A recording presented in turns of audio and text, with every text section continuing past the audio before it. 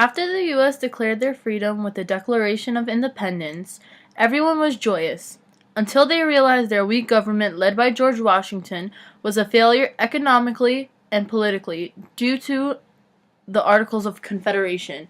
Because of this, a new form of government was needed. The Constitutional Convention was the first step to forming the new government. Many issues were tackled, such as representation with the Great Compromise, forming our bicameral legislature. We resolved how to count slaves with the Three-Fifths Compromise and also the slave trade that would soon be outlawed by 1808.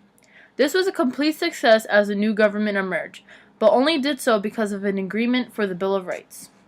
This new government and its powers were tested many times with the Bank of the United States, terrorists, excise taxes, and finally rebellions such as the Whiskey Rebellion, but it continued to stay strong.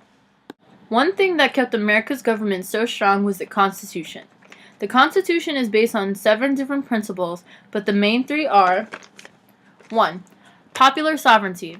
This was the government's right to rule, and it came from the people.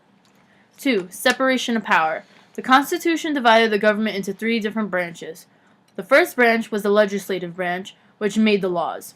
The second branch is the executive branch, which carried out the laws, who's also president. The third branch was the judicial branch, and that explains and interprets the law. Lastly, the last principle that's very important is checks and balances, which basically stated that each branch of government has the power to check or limit the actions of the other 2.